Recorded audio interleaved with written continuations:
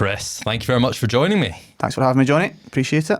Been a while planning to get you on the podcast, but I've not looked like I've wanted to steal one of our mutual friends' guests, so I had to give it that good buffer time. I know, and I've not got my sidekick with me either. So this was one of my first solo podcasts, so we'll see how it goes. Well, so this is all the...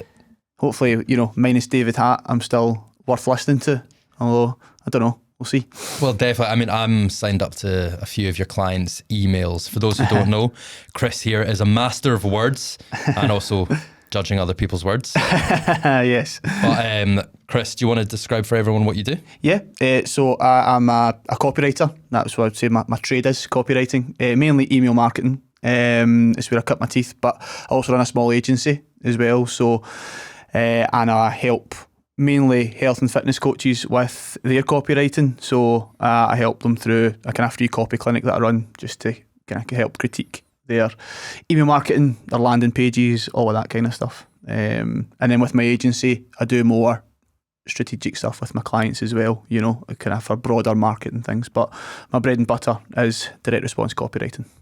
Yeah, because we keep joking. I'm always like, where's the business tips? When are you coming to like business owners? Yeah, I know. And I send you a post every now and again being like, does this look okay? What do you think? Just looking for that review. Yeah, I'm always happy. I mean, that's the thing. I'll happily review anybody's copy. I love doing it. I love getting stuck in and helping people out and pull out their real voice, and make an impact with it. Because I know how powerful the written word is, obviously, from my own work. So yeah, my DMs are going to be flooded now, people sending me Instagram posts and emails, but yeah, bring them on. Well, it's funny, direct response obviously is like, without going too much into like the marketing history, it goes way back. It's kind of how a lot of businesses started. And if anything, it's not lost its shine, but it's lost its popularity almost. People started neglecting it because it wasn't the cool and big brand stuff. It was the more, here's results, here's getting this, here's building those relationships. So it kind of fell off for a few years, didn't it? It did, yeah. I think it became unpopular because of the rise of shorter form content as well. And a lot of direct response copy is seen as long, which you can get into because there's so much context behind that in terms of long versus short copy and things. But yeah, and I also think that people didn't realise how direct response copy is based on principles in human psychology, so it's actually applicable across the board. So it's applicable to scripts for videos and all of the short form content that you see so much of these days. For like in terms of like the hooks, getting people's attention, pattern interrupts. All of that is. You can go back and look at sales letters from the 1920s and you will see the same things. It might be an old-timey language that perhaps seems a bit cheesy now, but the principles are the exact same. And so it did fall off for a while and people were just like, very image heavy, again, short form, that kind of approach. But I feel like it is beginning to have more of a bit of a renaissance in recent years. It's just cycles, isn't it? It's because people have got so much short form content out there and they're seeing the competition rise in that department. So they're thinking, okay, the short form content hooks new people into my world, but where's the depth? Where am I really having an impact on those people? That's with longer form, more nurturing brand style content. So I need to know how to write, whether it's a longer script for a video, whether it's a weekly newsletter, whether it's a series of newsletters, a landing page, whatever. I think that's what's turned people's attention more towards learning about direct response copy. No, we obviously work in that world, but can you explain for anyone listening what direct response means? Yeah, direct response is selling with words, fundamentally. So the word, like, to get granular response is you're trying to get an emotional response from your audience, which leads to them taking an action that you want them to take. Now, whenever this is spoken about, it's generally a sale. That's what people are talking about. But at the end of the day, it's whatever action you are prioritising and whatever piece of marketing you're putting out there. So say you want them to fill out a survey, say you want them to reply to your email, or you want them to leave a review. These are kind of what you would call softer calls to action, but it's still a call to action. And direct response copy plays a huge role in how effective that can be. Obviously, the hardest action to get somebody to take is to pull their card out and pay you money. So that's why that's always held as like the gold standard. That's what we're working towards. But all of these mini call or softer calls to action contribute to that big call to action at the end, which is getting a purchase. So yeah, fun. In 3 words, it's selling with words. That was easy. I like that you went in depth and then like gave it the simple version. Yeah. Because I guess people don't really realize that, you know, they're facing this every day, whether it's in their inbox, whether it's messages that they're seeing out and around there. What's your favorite example of direct response copywriting? Is there anything you've seen recently that you've like quite well known as well, so people can be like, oh wow, I never thought about it? Yeah. So my favorite ones, and for the people that are in the kind of business world that are listening, that will probably be familiar, Oatly have got fantastic direct response copy. They recently took out an ad, and I think it was in New York somewhere, and one billboard says, what would be more stupid than taking out a really expensive billboard to promote a free newsletter? And then the billboard next to it said, paying for 2 billboards, sign up here. And I think that is absolutely tremendous. Yeah. You know, like, again, creative, witty, pattern interrupt, entertaining, strong call to action. Like, it's just ticks all the boxes, and it's for oat milk. Yeah. You know, it's not the sexiest product out there. But yeah, I would say that. And just to give one that's maybe lesser known, there's a copywriter called Daniel Throssell, who, for my money, is the most, like, I think it sounds a bit hyperbolic, but he's the best copywriter out there in terms of email marketing for me. His email list, if you go to persuasivepage.com and sign up to his email list, and I mean this, literally, the experience you have from his welcome series is like nothing else you'll have in digital marketing. It takes you on I was locked in for over an hour after signing up to that email list, still reading these emails, still clicking links, hadn't bought a single thing. But just the journey it takes you on is phenomenal. So that's one that's a bit more off the beaten track. Although, is that because you've got an extra layer of appreciation for that kind of thing? Do you think you went down the rabbit hole, or do you think most people would be hooked in? Most people would be hooked in, yeah. Okay. And don't get me wrong, of course, there's a copywriting angle. Obviously, I'm going to be hooked in there, but I dare say the creativity and the entertainment value and the storytelling is next level. So yeah, definitely I've got more of a vested interest, but I'd say most people out there would be very much hooked in by him. Okay. So if we go back a little bit, I'm trying to imagine young Chris Burns learning the ABCs. Were you like, this is the direction I want to take my life? How did that evolution happen? So like a lot of people, I was a personal trainer and a coach back in the day. I actually got started writing articles, blog posts, because I was trying to get clients. Terrible way to get clients, by the way. I got 0. Like your own blog website? No, for other blogs. Like I was getting on. So there's a blog, Breaking Muscle, which was huge back in the day. T-Nation. And there was Scrum magazine, actually, Scottish Rugby magazine. I had an article on that, and in my head, this was all ways they're going to, like, people were going to break down my door and come and work with me. They didn't, but I did get my, can I cut my teeth in writing? And I found out that I really, really enjoyed it.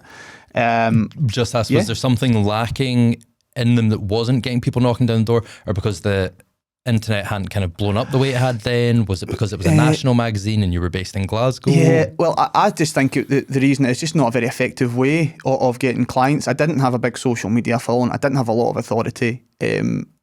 How often do you really look at the person writing the article? Not very often.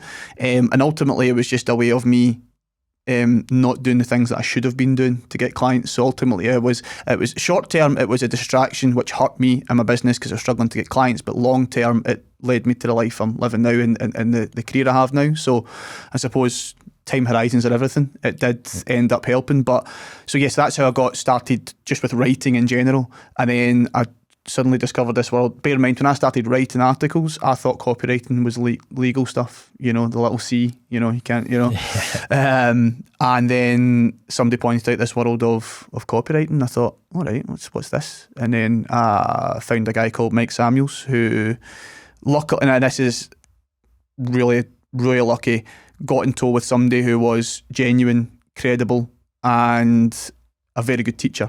So learned from him, bought his courses. Again, just buying online courses and getting on his email list, like very basic stuff to begin with.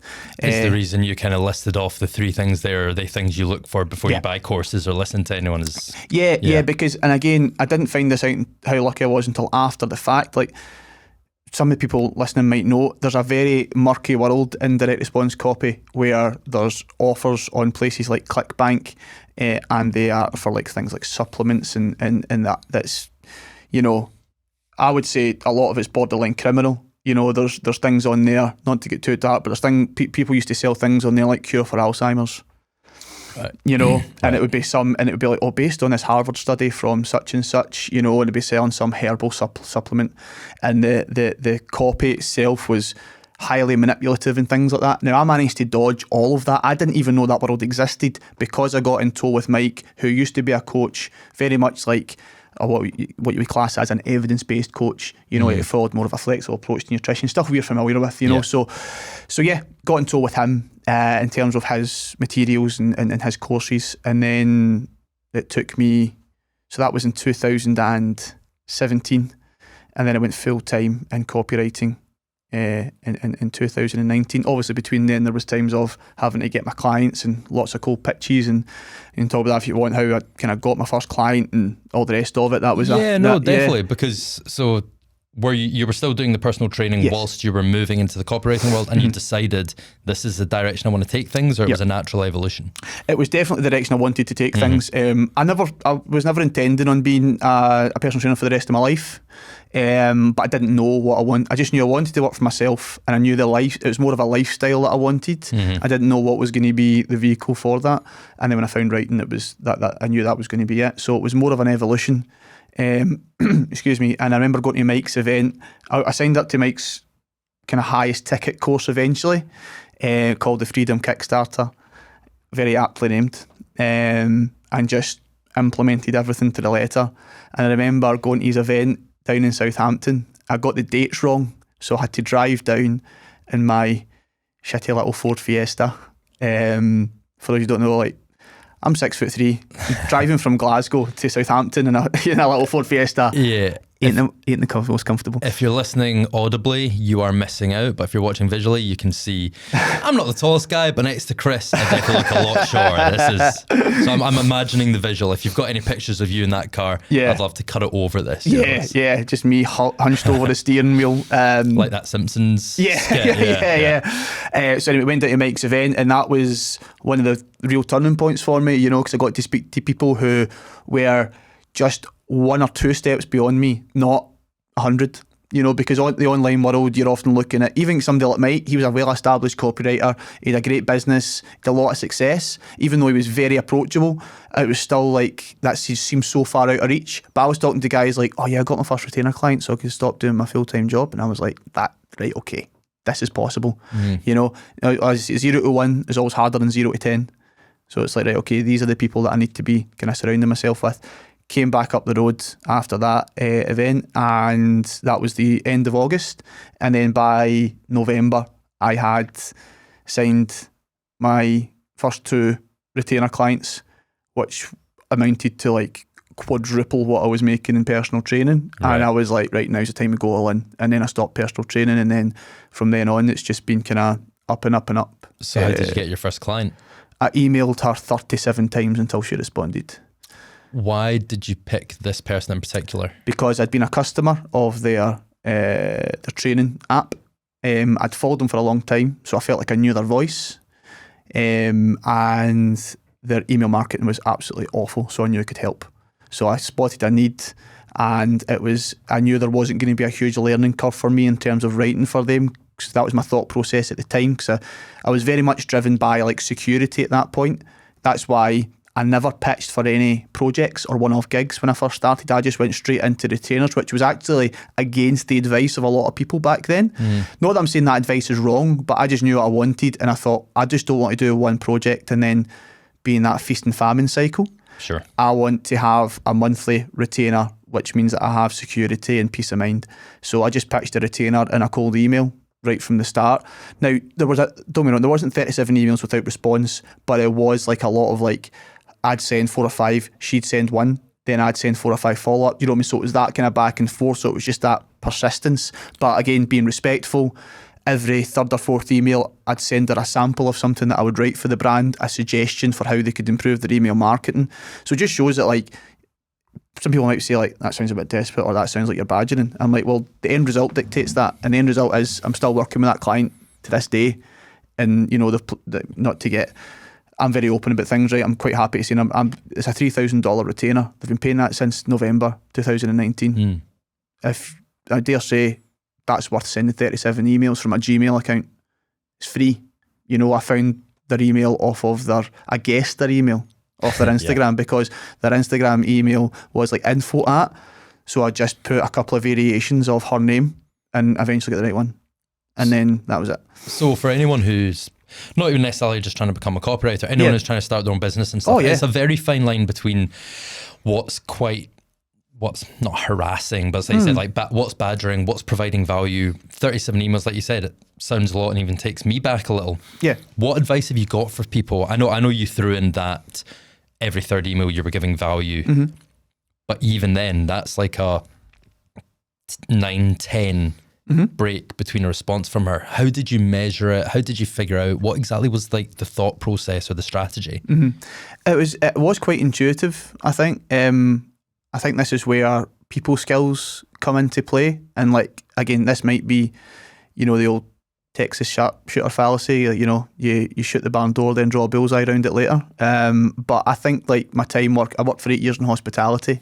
You talk to a lot of different people. You get a gauge of people. Even though this was the online world, I believe there's still a sense of intuition that you build when you're communicating with anybody on any platform. So, you know, I wasn't getting any negative responses from her. The tone of her emails when she did respond was positive. So I took from that, okay, well, listen, I'm not the only thing going on in her life. In fact, I'm the last thing that she's thinking of, you know. So don't think you're that important. So as long as my tone was respectful, and again, I showed up with some kind of value, something that was going to help them move forward, along with just little nudges. I would literally say just a polite nudge, just hopefully getting this to the top of your inbox, understand you're busy. That was literally all I would send sometimes, you know. And if I got a response saying, don't message me again, I would never have done that, you know. But again, you're going off of what the responses are towards your behaviour. And I never got a negative one.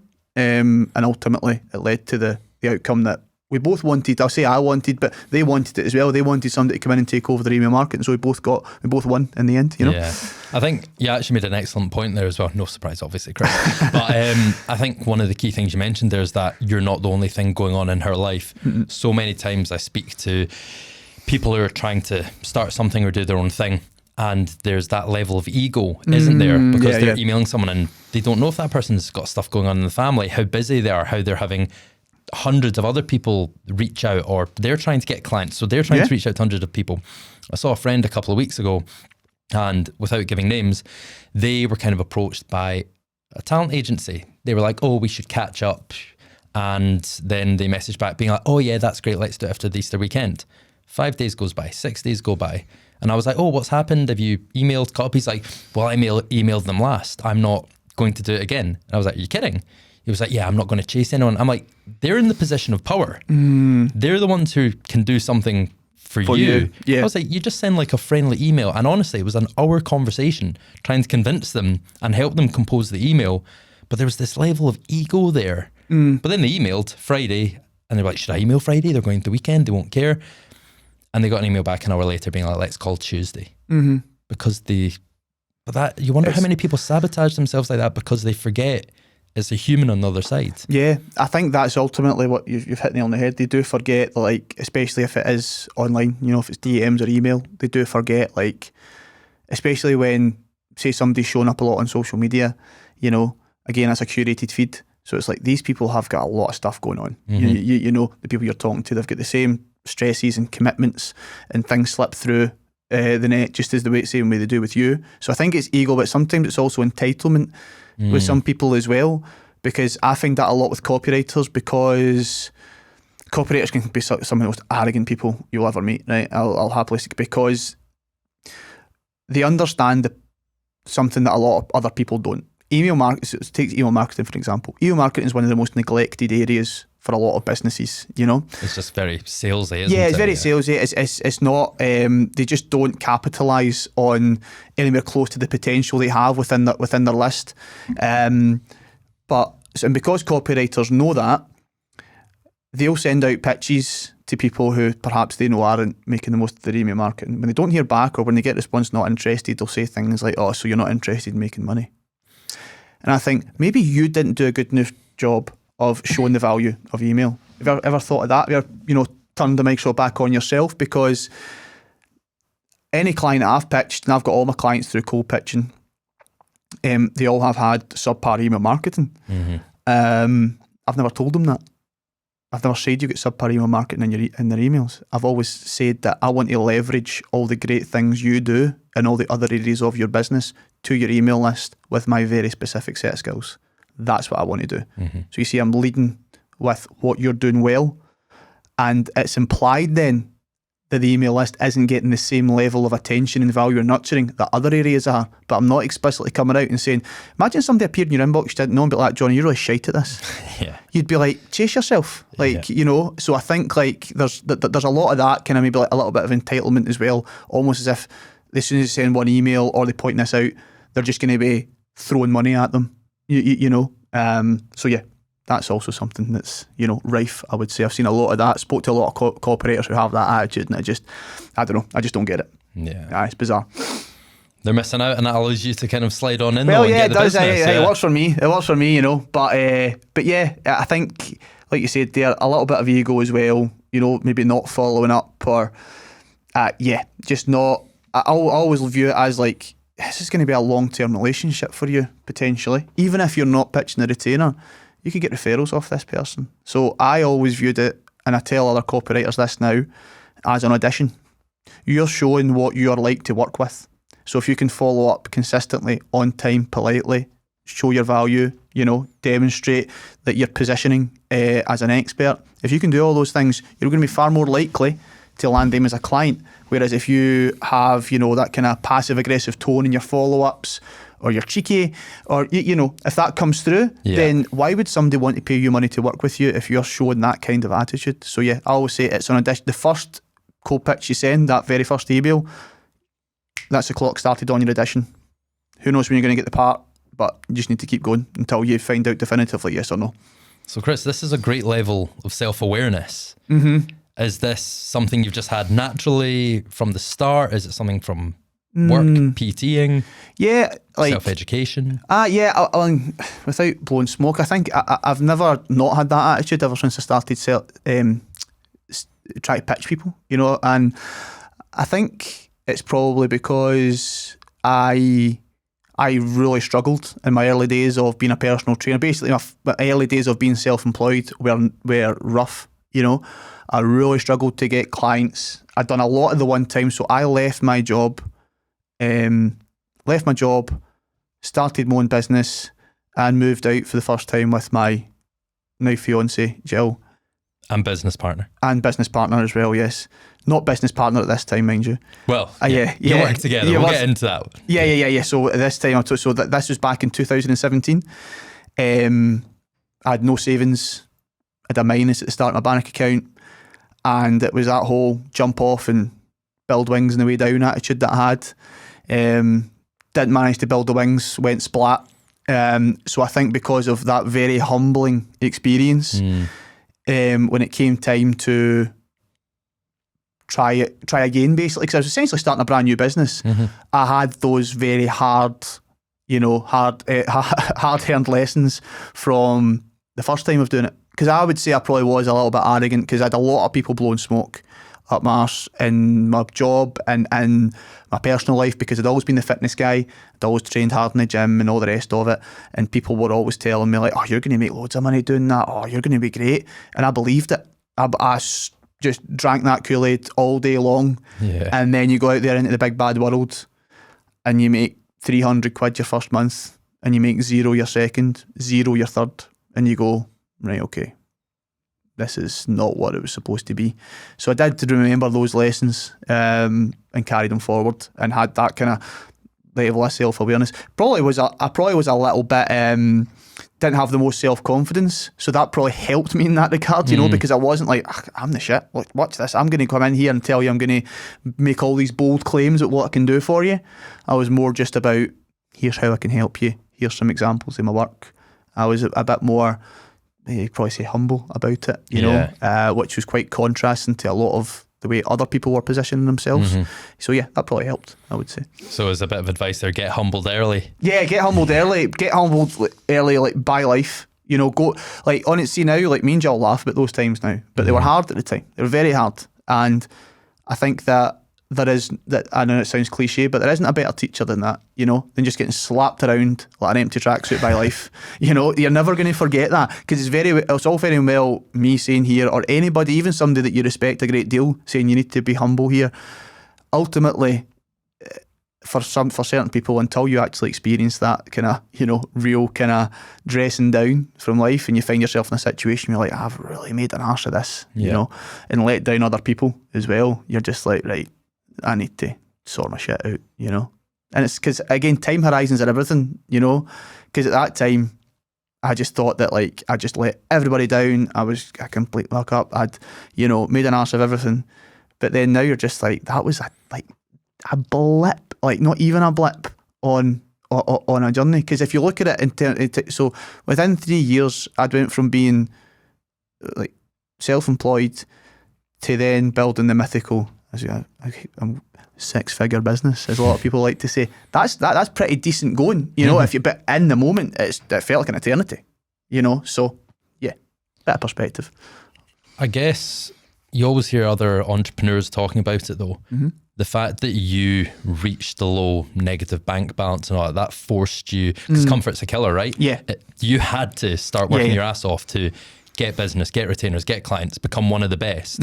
Because if you didn't, that bank balance was going to go more negative.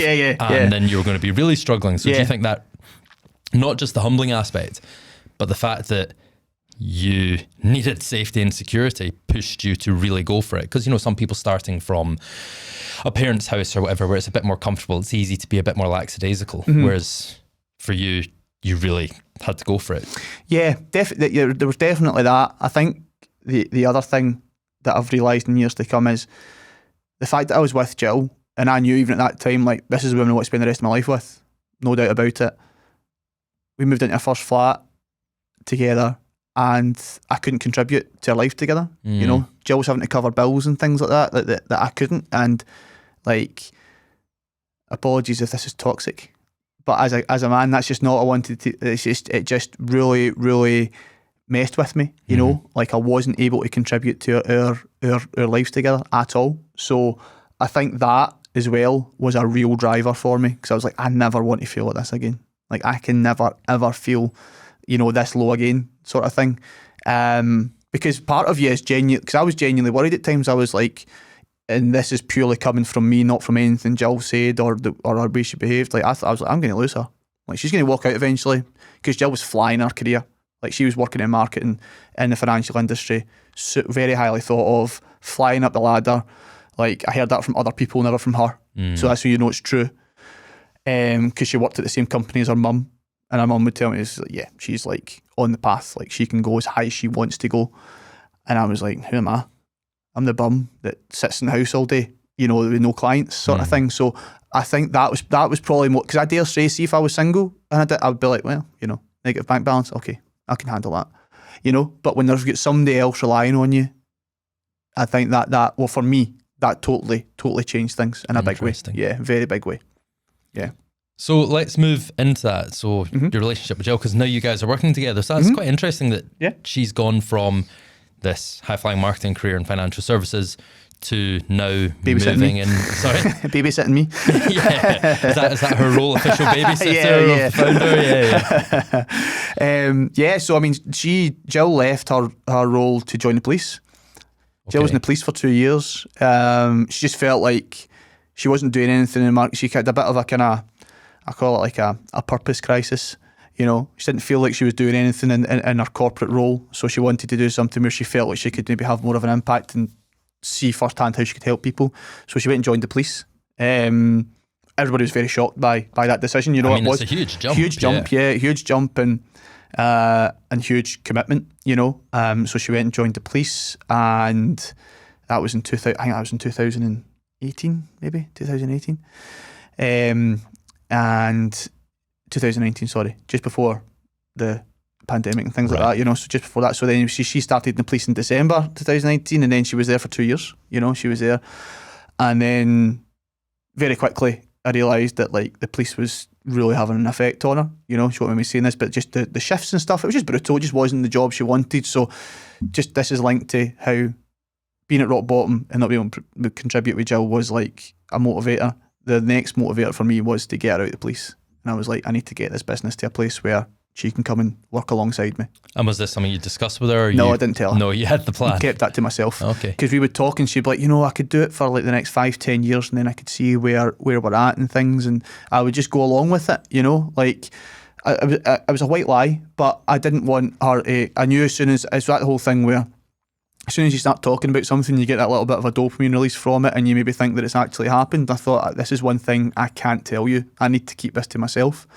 And then she came to work for the business in September 2020. So it took me about 6-8 months to get to a stage where she was able to come into the business full time. I try not to go into it because you could just do it with every single podcast episode or something.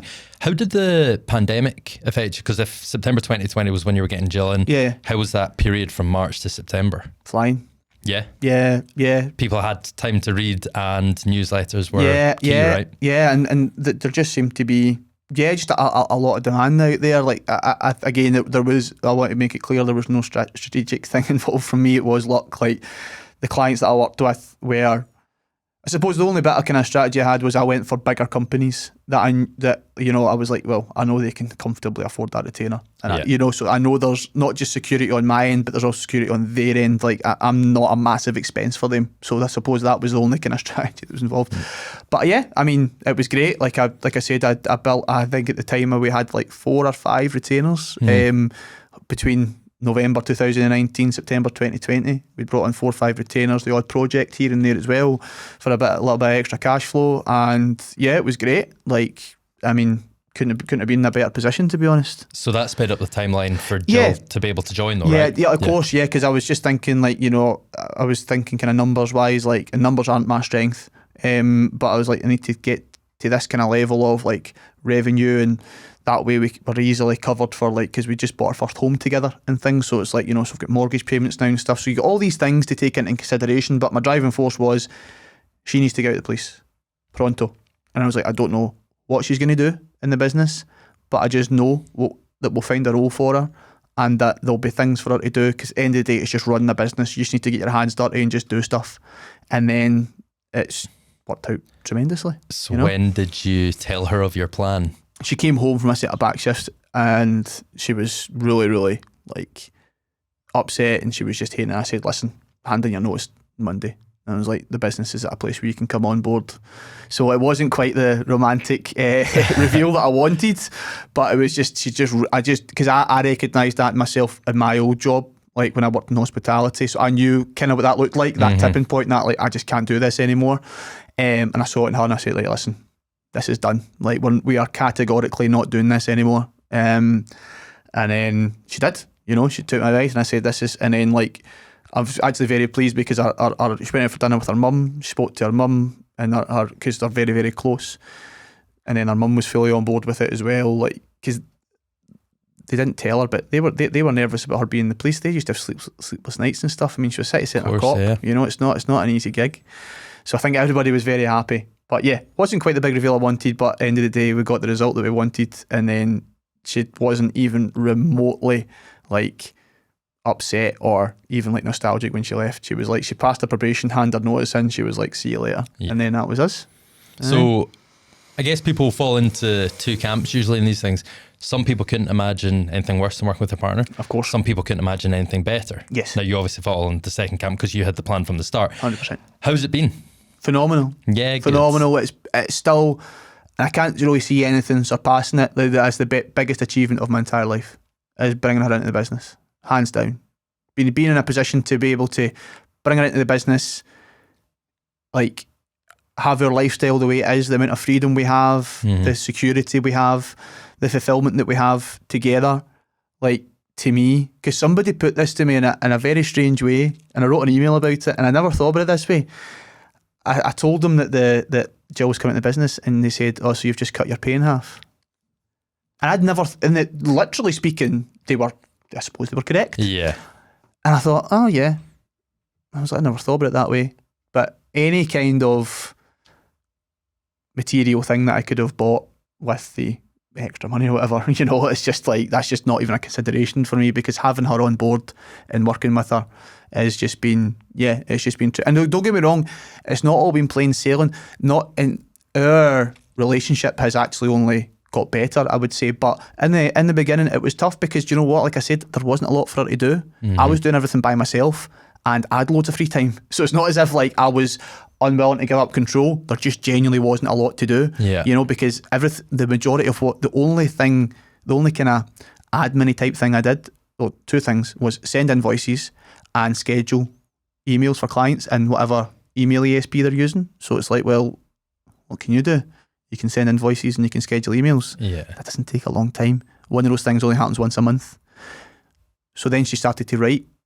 Started to get her into copywriting and stuff, and she started to write for some clients, and that was a learning curve as well, because again, she comes from the corporate world. She comes from a university background. There's a lot of kind of ingrained habits there in terms of writing that don't translate to direct response copy, in terms of like conversational tone and things like that. Yeah. Again, her writing was very formal in the beginning, so there was a lot of learning curves and stuff. It wasn't like she just came in and just hit the ground running. But her role, the one thing I was confident of, I was like, I know this business is always going to grow, and I know with growth comes more responsibilities, and she'll grow into those responsibilities. Well, so there's an interesting dynamic there, because it's your girlfriend, fiance, future wife, yes, and also your first time being a manager. Yeah.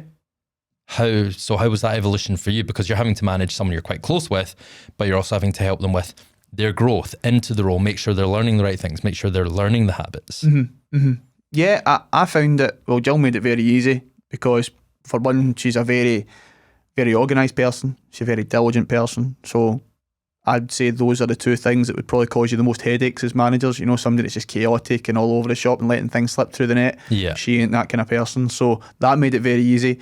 In terms of teaching her copywriting, I loved that. I love teaching what I learn, and it also selfishly helps me like learn it even more, because like when you teach something, that's when you really know if you understand it. Mm-hmm. So it helped me as well. So it was actually very, very easy. There wasn't I wouldn't say there was a great deal of managing going on, to be honest. I just basically tried to include her in as much as possible, which I did forget to do, because again, old habits die hard. I was used to working by myself, so I would go and I would like say make an investment in something like a new course, or I would send a pitch to a client, or I would do this, and I wouldn't include her in it. And it wasn't because I was excluding her, it's just because I was just hardwired. Yeah. Especially like you said earlier, during the pandemic, there was nothing else to do except work and send pitches out to people. So I was just like wired, firing off pitches, left, right and centre, and doing things. And I was like, I actually need to bring her into the decision making fold more, because, well, every decision I make is, before the decisions I made obviously affected their lives, but now it really affects our lives together, because we are both in on this business. There's no fallback here. There's no full-time wage with benefits. There's nothing. So you need to make sure that she's in the fold more. So I think that was the one thing I learned, was like, explain your decision making out loud and state your case for why you want to make this decision. Was it almost like subconsciously you had to give away a bit more control as well? Yeah, and I'm quite an impulsive person. It's the marketer in me, probably the same as you. If I see something that's a good sales page or something, it's like, it's a good sale, I'll be like, yeah, I'll buy it. So little things like that, but also like the direction of the business and things, like when you run a business, you're never really done thinking about it. You're always kind of mulling things over in your head and the direction you want to go in and what you want from it. So again, that was used to just being in my head. And then had to learn how to actually articulate that and start speaking about it.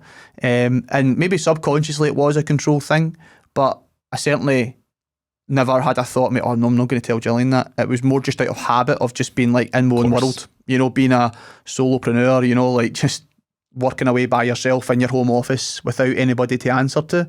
And I've never really been one for talking about business to people that don't want to hear about it. Mm-hmm. None of my mates are interested in this stuff. So I wasn't in the habit of sharing it with anybody really. Right, okay. So I didn't have anybody in my life, a close mate. The only person was David Hart, a mutual friend. That's the only person I really spoke to about that, because he's the only person that really got it or was interested.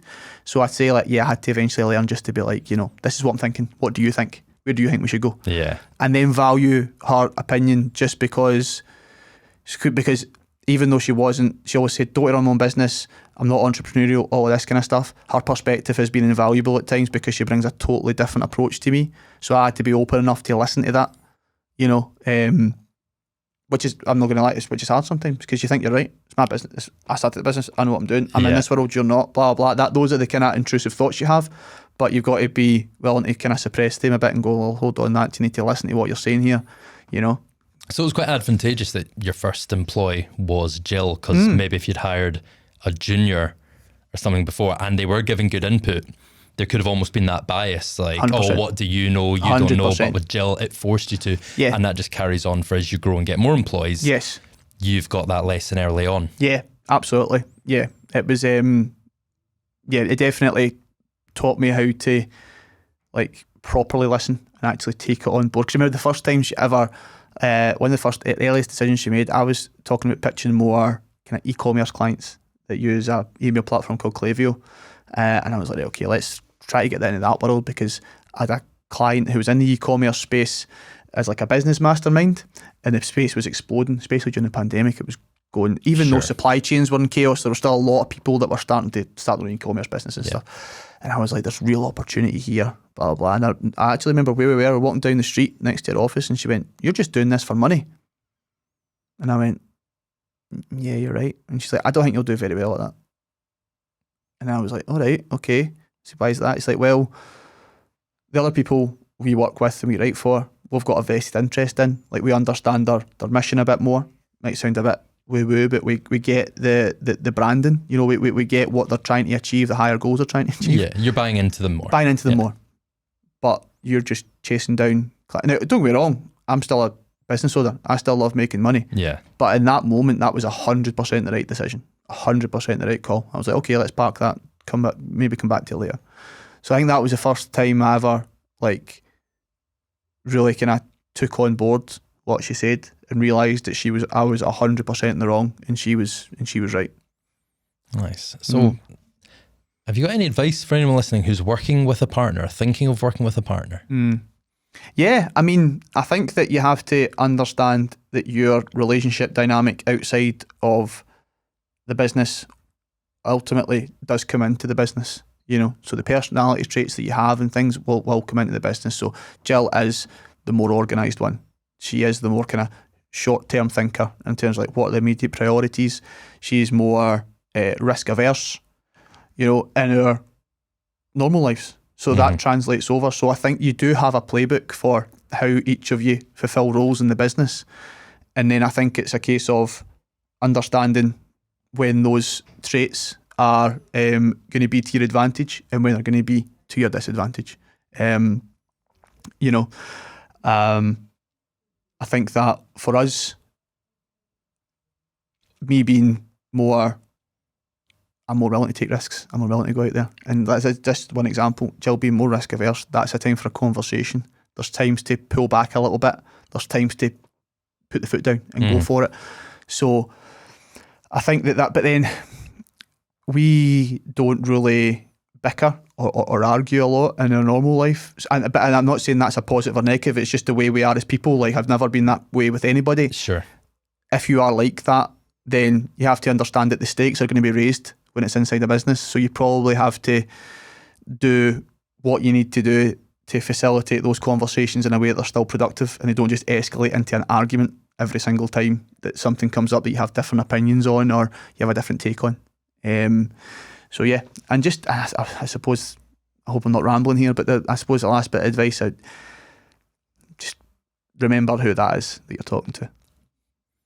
Because one of the best bits of advice I've ever heard in terms of relationships was from a very polarising character, Jordan Peterson, and he said, why would you want to win an argument with your spouse? Because then you're married to a loser. And that's, that way sometimes bits of advice you just carry with you for the rest of your life. Yeah. When I heard that, I was like, I'm never winning an argument with Jill again. I'm never going to go into an argument or a discussion and try and win ever again. I just want us to come out the other end better off. However that happens. So basically coming to a conclusion as a team rather than some power dynamic. Exactly. Which again, lost. Sometimes people can class that as a bit hippy dippy and woo, but like you slip into those. Like you naturally, I can be quite blunt and quite direct, you know, and I do have, I would say, a tilt more towards aggression.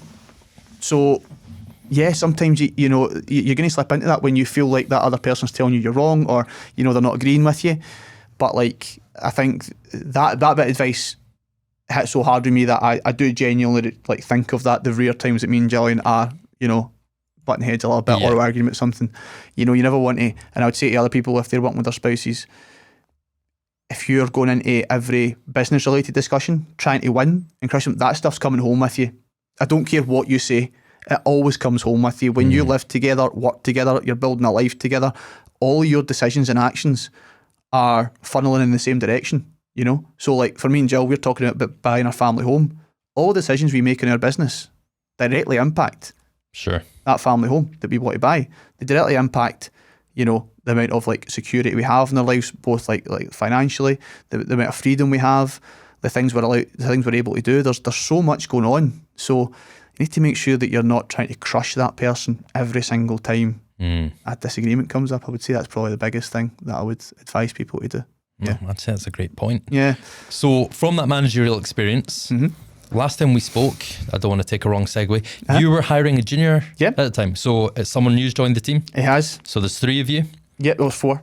Oh, 4 now? Congratulations. We've got an assistant as well, so nice. Who handles all the kind of email scheduling, invoices, like expenses and stuff like that. So yeah, she's kind of the execution and stuff. Yeah. So I'm quite interested in that managerial experience because going from someone you're very close with to now 2 new people, I'm assuming junior, so maybe inexperienced starting from the start. Yeah, very much so. Yeah. You got that humble mentality to start with, and working with Jill, learning to take on feedback from others. How's that carried into your experience training these new people and working with them? Yeah, so it's again, I made a similar mistake. So the first person we had was Kat, who was the assistant. I made a similar mistake that I made with Jill in terms of wasn't really communicating very well, again out of habit. But again, I fixed the mistake a lot quicker. I spotted it faster. So I know it's all learn from your mistakes. Like sometimes it's about learning faster from your mistakes, because end of the day, if we're all being honest, we do make the same mistakes a few times before we learn from. That's maybe I'm just looking for support on that. That's what I do. Right, I get you. It's about catching yourself sooner before, and then eventually you just weed out the mistake. So yeah, that was just a couple of little things. Again, like Kat needed things like SOPs to understand. Like, okay, this is how you schedule this email for this client. Standard operating procedures. So it's basically like, if you're using Active Campaign, this is how you schedule an email, this is what we want it to look like, this is the font size. So there's all these things that we were doing on autopilot that you're like, oh, we actually need to spell this out, in detail, which is something we hadn't done before. But Kat's fantastic. Like, she's got initiative, which is great, and she's very communicative. Like, she'll if she's got a question, she'll ask. She's not going to try to guess her way to the answer, which I prefer, because this is sensitive stuff. This is client. This is going out. These are campaigns going out under clients' names. So, like, little mistakes or errors or this or that is like, it's not great. Yeah. So yeah, but with Brett, who's our junior copywriter, we'd met before. He saw me speak at an event, and this shows you how the law of reciprocity. He sent me a client that he had pitched, and he says, I actually think you'll do a better job for these guys than me, because once he started talking to me, he realised that he couldn't really fulfil the work. And I remembered that. I hadn't seen a lick of copy from him. I just remembered that about him. I remembered the questions he asked at the event and the attitude that he had, and I thought, that's our guy. I'm confident in my ability to teach any kind of like copywriting skill. I can't mould an attitude. Can't do that. So we hired based on attitude and personality rather than skill set, and it's worked out an absolute dream. Like, since Brett's came on board with us, like, this hasn't anything to do with us. This is all down to Brett. He's left his corporate job. He's built up more and more gigs, including us, and he's went from strength to strength. But if Brett listens to this, he won't mind me telling you that his work took a little bit of a dip about a couple of months in, started off absolutely flying, and in the onboarding process, we gave him a bunch of old newsletters. There was client overviews, Loom videos, like he could have a call with me. Like he had everything to get started. So he's not based in Glasgow, does he No, work? no, he's based down south. Okay. Down south.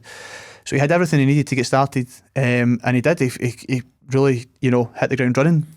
But then his work took a little bit of a dip. Just ask, how did you measure his work? Was it his use of words? Was it how fast he acted on things? No, it wasn't. There was no speed involved in that because there was always a week ahead. So it's like you have a week to write these emails. Right, like we're not putting you under pressure. It's not same day turnarounds. It's like so basically what we did was we gave him a group of clients and a set number of newsletters, and that's what you're writing every week, because that repetition for those clients is going to build the quality rather than chucking loads of different stuff at them all the time.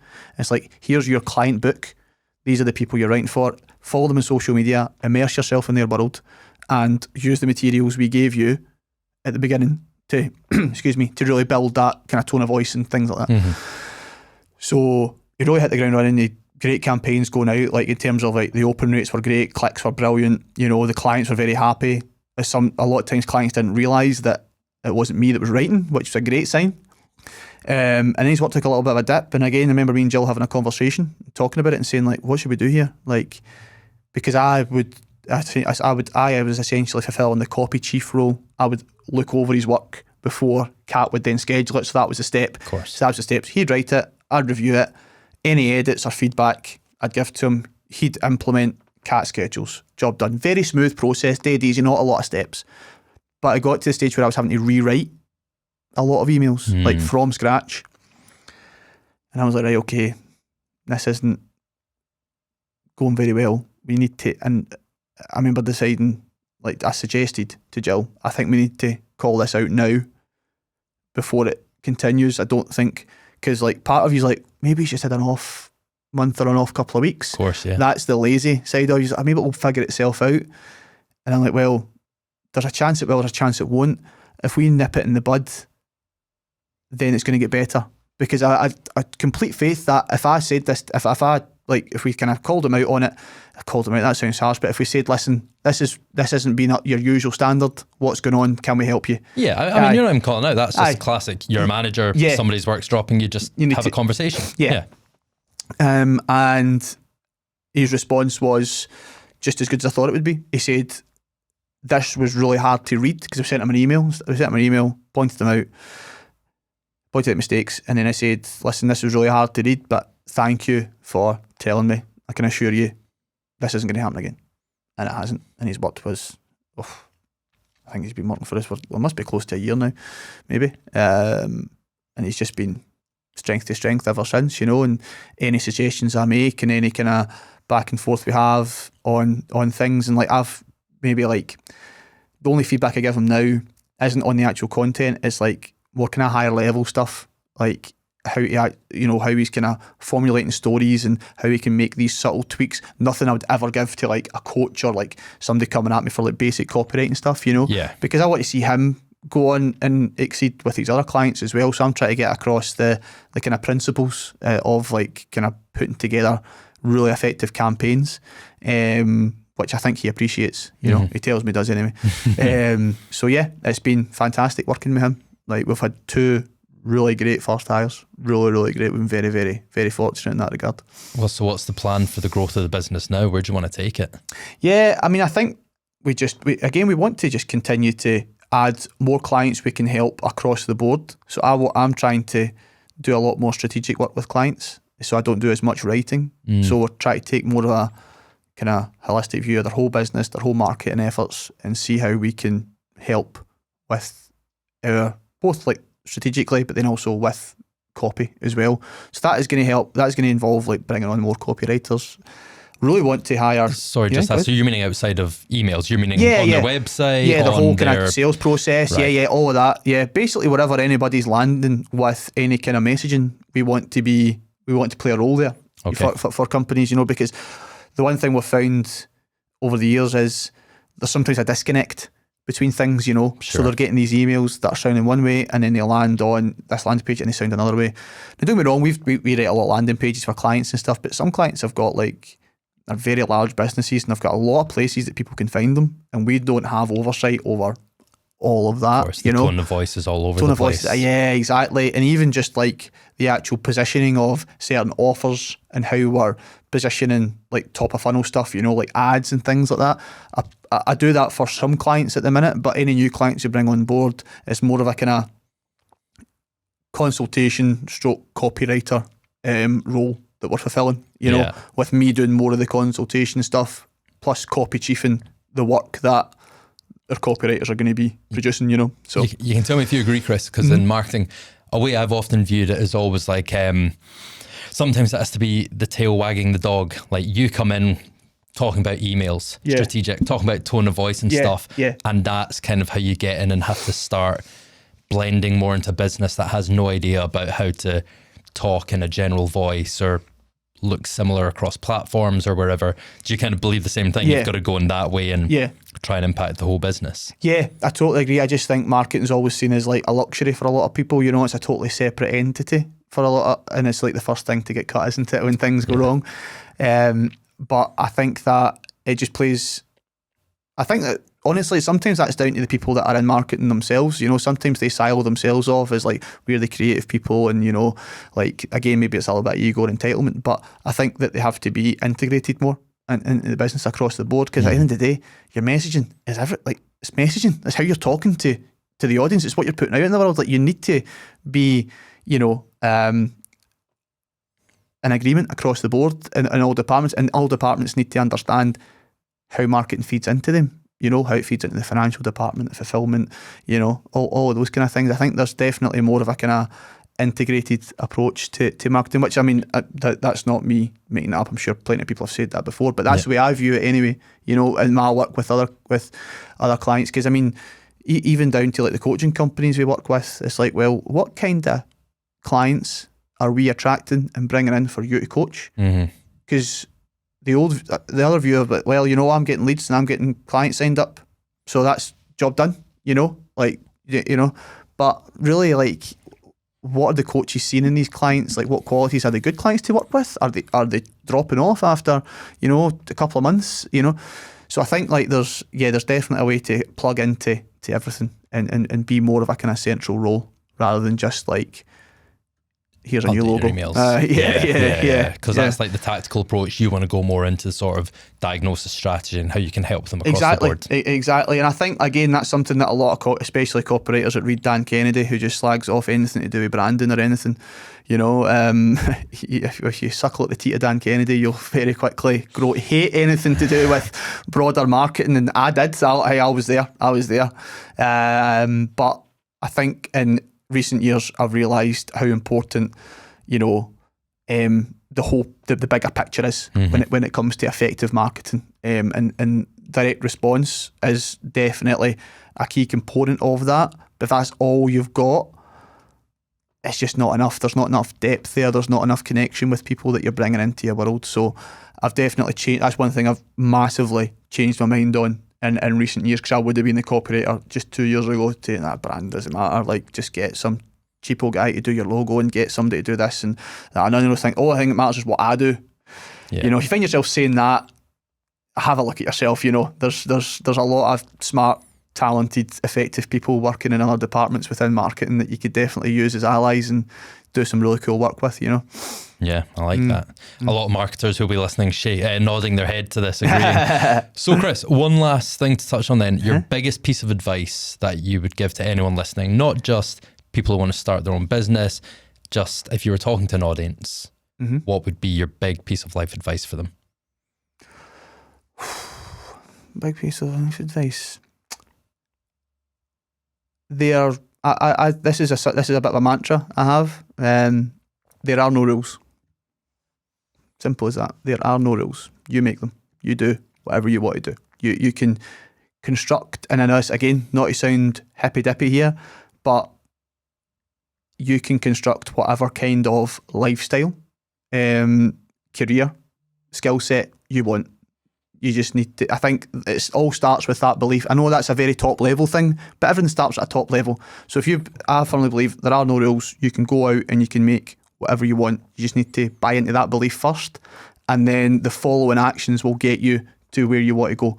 But if you're constrained by, say, corporate limitations within your corporate role, or if you're starting your own business and you just approach the market the same way everybody else has approached it and you're just doing it the exact same as everybody else because you believe that that's the set of rules. I think you're going to do well to look at rule breakers rather than rule followers in different industries. Look at guys that broke the mold a little bit. I'm not saying you need to be the next Steve Jobs. I'm just saying you need to maybe look at their thought processes and their approach to things to create your own set of rules in your own life. I love that. Chris, thank you very much for coming on. Thanks, Johnny. Cheers. Cheers.